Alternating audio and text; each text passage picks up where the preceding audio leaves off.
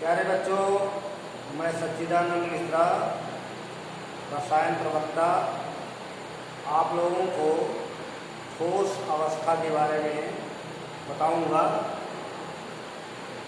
आप सभी जानते हैं कि पदार्थ की मुख्य रूप से 3 अवस्थाएं होती हैं, जिन्हें क्रमशः ठोस, द्रव, गैस कहते हैं।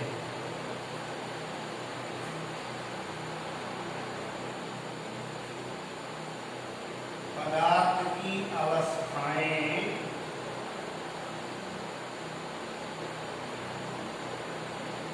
स्टेट्स ऑफ मैटर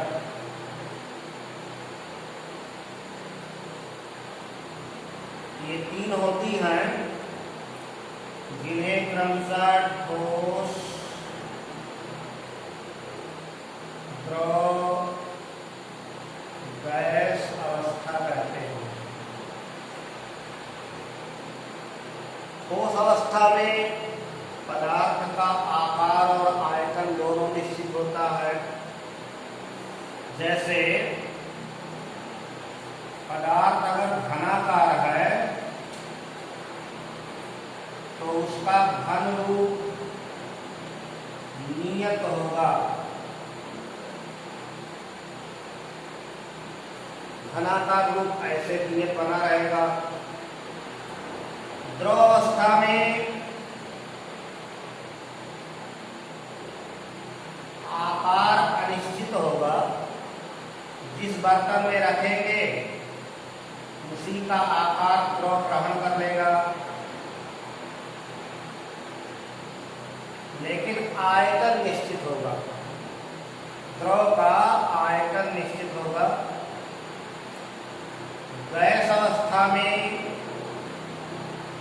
आकार और आयतन दोनों अनिश्चित होते हैं। गैसीय कण खूब दूर दूर होते हैं। इनमें अणुओं के मध्य लगने वाला बल बहुत कम होता है, जबकि ठोस अवस्था में अणुओं के मध्य कार्यकारी बल बहुत ही प्रबल होते हैं। जिन घटक कणों से इनकी रचना हुई है उनके मध्य लगने वाला बल बहुत ही प्रबल होता है, मजबूत होता है। इसी कारण इनका आकार और आयतन निश्चित बना रहता है। द्रव अवस्था में ठोसों के तुलना में लगने वाला बल कम होगा।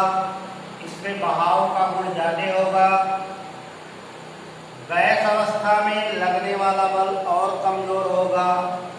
इसमें चलने का, भागने का गुण और होगा। फ्री होंगे, अणु स्वतंत्रता पूर्वक गति कर सकेंगे। तो हम लोग इस चैप्टर में ठोस अवस्था का अध्ययन करेंगे। पदार्थ के ठोस रूप का अध्ययन करेंगे। ठोस अवस्था पदार्थ की वह अवस्था है जिसमें कणों की स्थानांतरीय गति रुक जाती है। मतलब कण अपने स्थान पर रहते हैं, स्थानांतरित नहीं होते। ठोस अवस्था में कण अपने जगह पर ही स्थिर होकर के गतियां करते हैं, तो इनकी स्थानांतरीय गतियां रुक जाती हैं।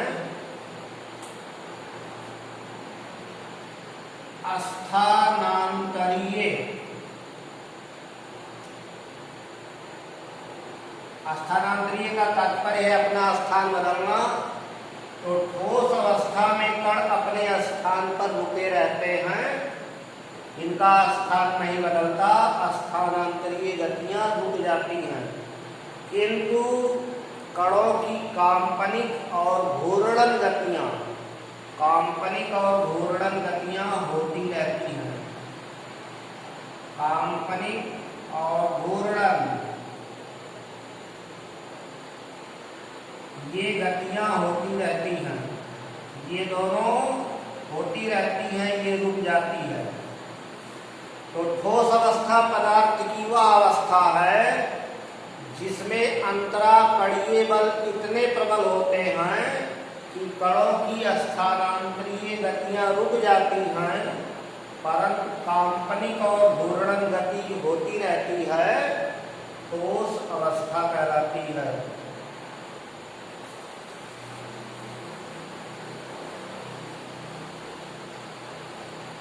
ठोस अवस्था में पदार्थ का आकार और आयतन दोनों निश्चित होता है। ठोस पदार्थ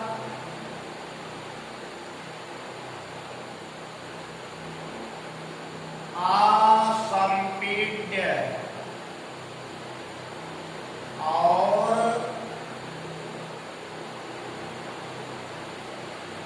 दृढ़ होते हैं। ठोस पदार्थों को दबाने पर उनके आयतन में परिवर्तन नहीं के बराबर होता है और वो दृढ़ होते हैं, मजबूत होते हैं। ठोसों में अवयवी कणों के मध्य अंतराकणीय बल बहुत ही प्रबल होते हैं। ताप बढ़ाने पर ठोस पदार्थों का ताप बढ़ता है और एक निश्चित ताप पर ये द्रव अवस्था में बदल जाते हैं। ठोस पदार्थ इनके अंतराकणीय बलों के आधार पर, कणों की व्यवस्था के आधार पर दो प्रकार के होते हैं। पहला है क्रिस्टलीय ठोस,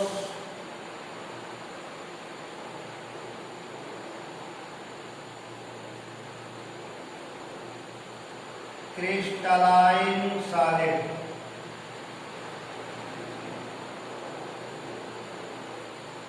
क्रिस्टलीय ठोस सत्य ठोस कहलाते हैं। इन ठोसों में जो अवयवी कण हैं, अवयवी कण यानी ठोस की रचना जिन कणों से हुई है, चाहे वो आयन हो या अणु हो या परमाणु हो, ये एक नियमित व्यवस्था में, एक रेगुलर मैनर में व्यवस्थित होते हैं। तो क्रिस्टलीय ठोस ऐसे ठोस हैं जिसमें अवयवी कणों की नियमित व्यवस्था पूरे ठोस में एक समान रूप से बनी रहती है। ये ठोस काटने पर निश्चित काट प्रदर्शित करते हैं। इनका एक निश्चित गलनांक होता है, मतलब जो इनका निश्चित ताप दिया जाएगा कि इतने ताप पर ये पिघल रहे हैं तो उतना टेम्परेचर आप दीजिएगा तो ये पिघल जाएंगे, एक भी कण इनका नहीं बचेगा। तो इनका गलनांक तीक्ष्ण होता है। गलनांक तीक्ष्ण होता है। क्रिस्टलीय ठोस दिशात्मक गुण व्यक्त करते हैं। क्रिस्टलीय ठोसों का अलग अलग दिशाओं से अध्ययन करने पर इनके भौतिक गुण अलग अलग आते हैं, डायरेक्शनल प्रॉपर्टी शो करते हैं, इसलिए इन्हें विषम दैशिक कहा जाता है। विषम दैशिक एंड आइसोट्रोपिक कहा जाता है।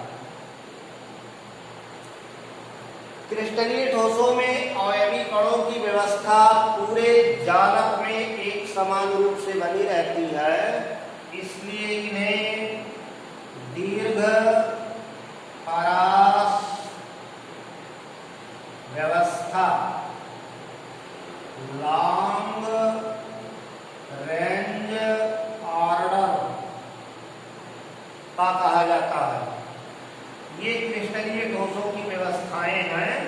इनका गलनांक तीक्ष्ण होता है, ये निश्चित काट प्रदर्शित करते हैं, ये विषम दैशिक होते हैं, ये दीर्घ परास व्यवस्था प्रदर्शित करते हैं। जैसे देखिए, कोई क्रिस्टलीय ठोस है, उसमें अवयवी कण इस प्रकार से व्यवस्थित हैं। एक प्रकार के कण इस तरह पाए जा रहे हैं, दूसरे प्रकार के कण जो सर्किल के रूप में दिखाया गया है वो इस तरह पाए जा रहे हैं। तीसरी लेयर पहले जैसी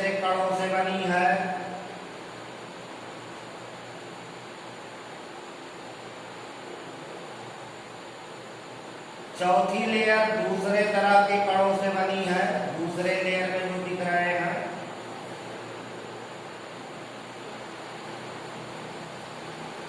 यह इनकी नियमित व्यवस्था है।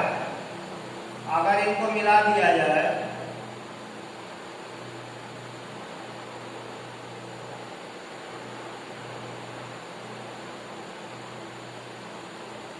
ऐसे मिला दिया जाए तो एक निश्चित ज्यामिति बन गई। ऐसे यहां मिला दिया जाए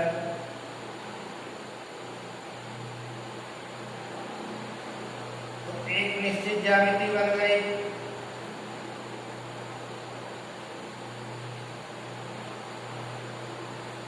तो इस तरह से क्रिस्टलीय ठोसों की एक नियमित व्यवस्था पूरे जालक में, पूरे लैटिस में एक समान बनी रहती है। ये दिशात्मक गुण व्यक्त करते हैं। जैसे इस दिशा से अगर इनके प्रॉपर्टी का अध्ययन किया जाए तो एक प्रकार के कण इधर है तो दूसरे तरफ भिन्न है, एक तरफ दूसरे प्रकार का है तो दूसरे तरफ दूसरे प्रकार का है। और अगर ये डायरेक्शन लिया जाए तो एक तरफ एक ही प्रकार के कण हैं, दूसरे तरफ एक ही प्रकार के कण हैं। तो इस तरह क्रिस्टलीय ठोस दिशात्मक गुण व्यक्त करते हैं, डायरेक्शनल प्रॉपर्टी शो करते हैं। अलग अलग दिशाओं से इनकी प्रॉपर्टियां, इनके गुण भिन्न भिन्न आते हैं। इसलिए क्रिस्टलीय ठोसों को विषमदैशिक या अनिसोट्रोपिक कहा जाता है। जैसे साधारण नमक है, साधारण नमक जिसका फार्मूला NaCl है, सोडियम क्लोराइड, इसमें सोडियम आयन और क्लोराइड आयन परस्पर स्थिर वैद्युत बलों से बंधे होते हैं और एक नियमित व्यवस्था में होते हैं।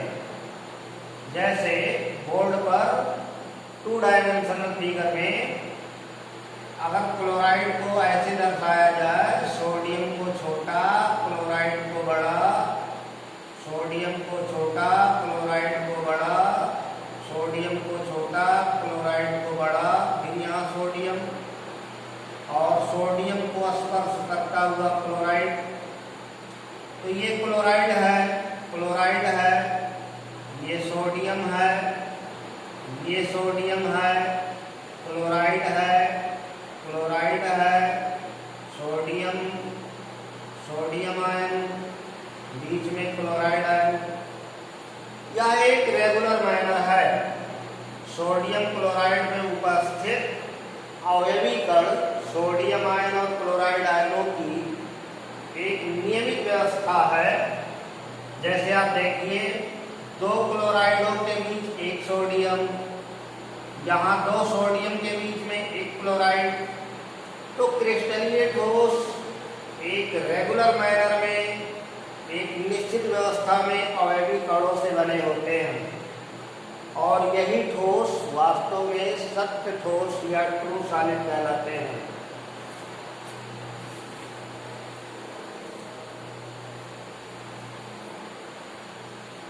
कणों की व्यवस्था के आधार पर दूसरा जो ठोस है उसको अक्रिस्टलीय ठोस,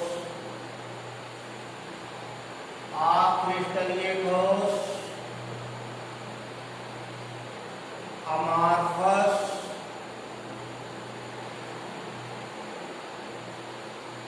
सॉलिड कहते हैं। अमार्फस सॉलिड स्यूडो सॉलिड होता है, स्यूडो सॉलिड। स्यूडो सॉलिड का मतलब है छद्म ठोस, असत्य ठोस। ये ठोस दिखता है लेकिन ठोस के सभी गुणों का पालन नहीं करता। जैसे कांच है, ग्लास, रबर है,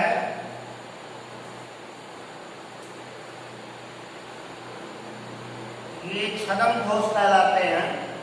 कांच के बारे में आप जानते होंगे, कांच सिलिकेट होता है। जैसे साधारण कांच है,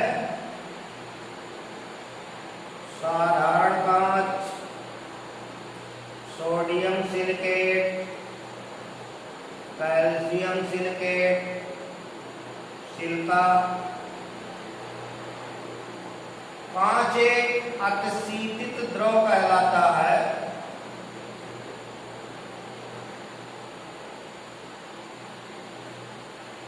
सुपर कोल्ड लिक्विड अतिशीतित द्रव कहलाता है। देखने में ठोस है, लेकिन ठोस के सभी गुण व्यक्त नहीं करता। अक्रिस्टलीय ठोसों में जो अवयवी कण होते हैं, जो कॉन्स्टिट्यूएंट पार्टिकल्स होते हैं, वो अनियमित तरीके से व्यवस्थित होते हैं, डिसऑर्डरनेस होता है। कुछ दूर तक व्यवस्थित मिलेंगे, फिर अव्यवस्थित मिलेंगे, यानी अवयवी कणों की व्यवस्था अनियमित होती है। तो इस प्रकार के ठोस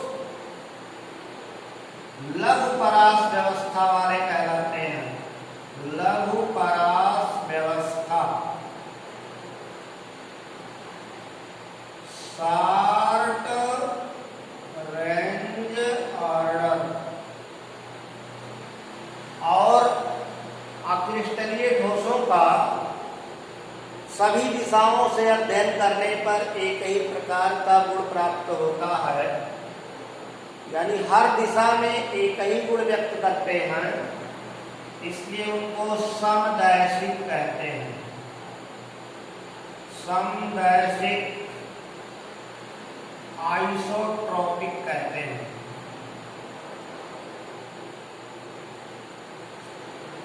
तो अक्रिस्टलीय ठोस छद्म ठोस हैं, असत्य ठोस हैं। इनमें अवयवी कणों की व्यवस्था अनियमित होती है। कुछ दूर तक व्यवस्था नियमित मिलेगी, फिर अनियमित, इसलिए इनको शॉर्ट रेंज ऑर्डर वाला ठोस कहेंगे। ये सभी दिशाओं से अध्ययन करने पर एक ही प्रकार के गुण व्यक्त करते हैं, इसलिए इन्हें समदैशिक कहते हैं। अक्रिस्टलीय ठोस समदैशिक कहलाते हैं। तो आपको दो बातें ये ध्यान में रखना है। लघु परास व्यवस्था, समदैशिक, ये अक्रिस्टलीय ठोसों में है। क्रिस्टलीय ठोसों में आपको बताया गया दीर्घ परास व्यवस्था, विषमदैशिक। ये दोनों बातें ध्यान में रखने हैं। आगे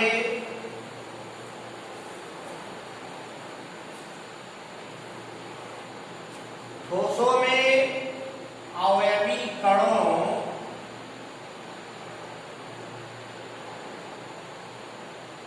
के मध्य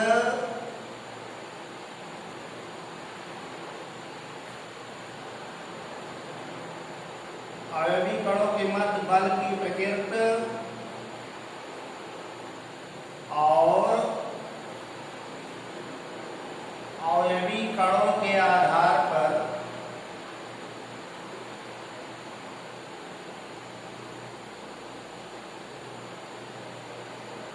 ठोसों का वर्गीकरण।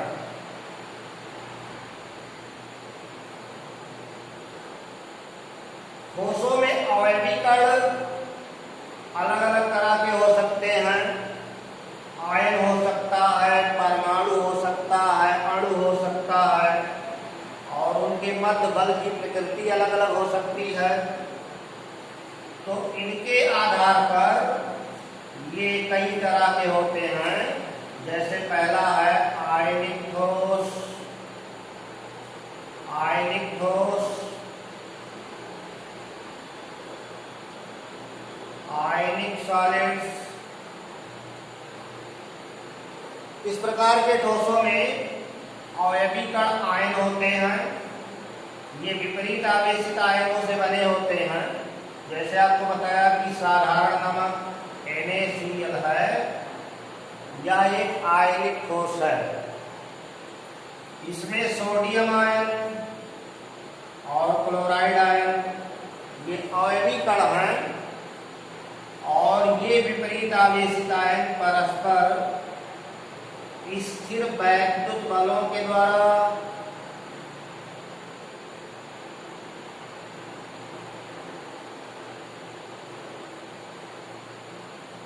बंधे रहते हैं। स्थिर वैद्युत बल एक उच्च परिमाण का बल होता है, इसलिए इनके गलनांक ऊंचे होते हैं। ये उच्च गलनांक वाले ठोस हैं। ठोस अवस्था में सोडियम क्लोराइड विद्युत का कुचालक है, क्योंकि ये दोनों आयन परस्पर जुड़े हैं, मुक्त नहीं होते। लेकिन इसे गला दिया जाए, गलित अवस्था या जलीय विलयन, गलित अवस्था या जलीय विलयन में विद्युत चालक होते हैं, क्योंकि इस अवस्था में आयन मुक्त हो जाते हैं। विलयन में विद्युत धारा का संचालन मुक्त आयनों के द्वारा होता है। तो आयनिक ठोस आयनों से बने होते हैं, इनके अयवी कण आयन होते हैं और आयन परस्पर स्थिर वैद्युत बलों के द्वारा बंधे रहते हैं।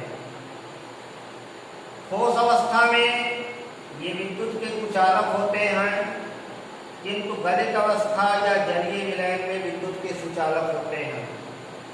गलित अवस्था या जलीय विलयन में आयन मुक्त हो जाते हैं, तो मुक्त आयनों के उपस्थिति के कारण ये जलीय विलयन या गलित अवस्था में सुचालक हो जाते हैं।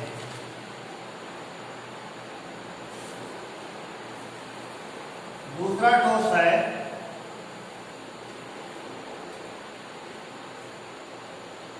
कोवैलेंट या नेटवर्क सॉलिड।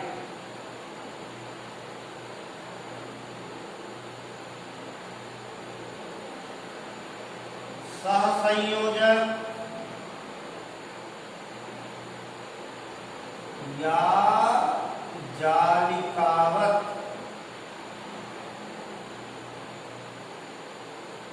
ठोस। इस प्रकार के ठोस में घटक कण परस्पर सहसंयोजक बंधों द्वारा जुड़े होते हैं। इसमें जो घटक कण हैं, जो कॉन्स्टिट्यूएंट पार्टिकल हैं, वो परस्पर कोवैलेंट बॉन्ड से सहसंयोजक बंध से बंधे होते हैं और इस प्रकार जुड़ करके बृहद अणु बनाते हैं, मैक्रोमॉलिक्यूल बनाते हैं। जैसे डायमंड का नाम सुना होगा, हीरा। हीरा कार्बन का अपर रूप है, कार्बन परमाणुओं से बना होता है हीरा। हीरे में कार्बन परमाणु सहसंयोजक बंध के द्वारा चतुष्फलकीय व्यवस्था में होते हैं। एक कार्बन 4 कार्बन परमाणुओं से जुड़ा होता है। इस तरह इसका एक बृहद अणु मैक्रोमॉलिक्यूलर रूप हो जाता है, भीमकाय रूप हो जाता है और उच्च गलनांक वाला होता है।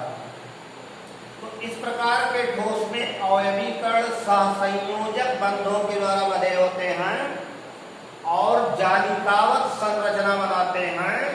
जालिकावत संरचना के कारण इनका गलनांक उच्च होता है। इस प्रकार के ठोसों में जैसे डायमंड है, ग्रेफाइट है, बोरान नाइट्राइड है, बोरान नाइट्राइड, इसका फार्मूला Bn लिखा जाता है। ये बहुलकीय रूप में पाया जाता है, पॉलीमेरिक रूप में पाया जाता है। ऐसे सिलिकॉन कार्बाइड है, सिलिकॉन कार्बाइड FIC आदि इस प्रकार के ठोस हैं। इस वीडियो में हम लोग इतना अध्ययन करेंगे, शेष अगले वीडियो में। धन्यवाद।